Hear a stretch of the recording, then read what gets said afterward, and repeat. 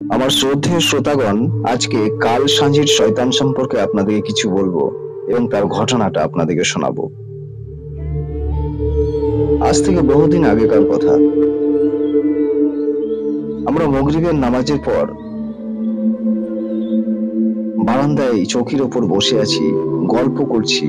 এমন সময় দিলু ভাই প্রবেশ করলো এবং তার জীবনের একটা বাস্তব ঘটনা আমাদেরকে শেয়ার করলো। দিলু ভাই বলল, তখন আমি ছোট ছিলাম, প্রায় 10 থেকে 11 বছর বয়স হবে। স্কুল থেকে ফিরে এসেছি, ব্যাগটা রেখেছি, ভীষণ খিদে পেয়েছি। প্রায় সন্ধে হতে আসছে। আমাদের মাটির বাড়ি ছিল, একটা ছোট্ট বারান্দা ছিল আর 2টি রুম ছিল।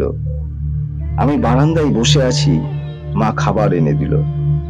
আমার একটা ছোট্ট ভাই, তার তখন বয়স 3 থেকে 4 মাস হবে, বাংলা ঘরের সামনে তাকে রেখে দিয়েছে। সামনেই বাংলা ঘরের দোয়ার আছে। সে প্রচন্ড ঘুমিয়ে আছে, তার ছোট্ট মশারিটা তার উপর টাঙানো আছে। ভাইকে দেখিস বলে মা মাগরিবের নামাজ পড়ার জন্য উজু করতে চলে গেল। আমি একটু দূরে ভাত খাচ্ছি আর মশারির দিকে এক দৃষ্টিতেই তাকিয়ে আছি। ভাইয়ের দিকে দেখছি। এমন সময় দেখতে পেলাম একটা ছোট্ট পাড়া, প্রায় 1.5 ফুট সাইজের একটা কালো মানুষ। ছোট্ট পাড়া, প্রায় একটা 1.5 ফুট সাইজের কালো মানুষ। সে চুপচাপ এক পা দু পা করে ঘর থেকে বেরিয়ে এলো এবং বারান্দায় প্রবেশ করলো আর মশারিটা তুলে ছোট্ট ভাইটাকে ছুঁয়ে দিয়ে চলে গেল। ভাই গভীর নিদ্রায় ঘুমিয়েছিল। সে সঙ্গে সঙ্গে চিৎকার করে কাঁদতে লাগলো।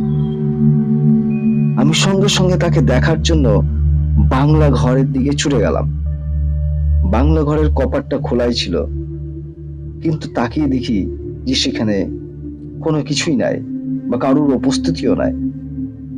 এদিকে এর চিৎকার শুনে মা তাড়াতাড়ি ছুটে এসে ভাইকে কোলে তুলে নিল। তারপর থেকে আর কোনোদিন ভাইকে কাল সাঁঝিতে বাড়ির দুয়ারের সামনে ঘুমাতে দিতাম না। এরপর থেকে এই বাংলা ঘরের সন্ধ্যাবেলায় আমি ঢুকতে একটু ভয় করতাম এবং ঢুকতেও চাইতাম না,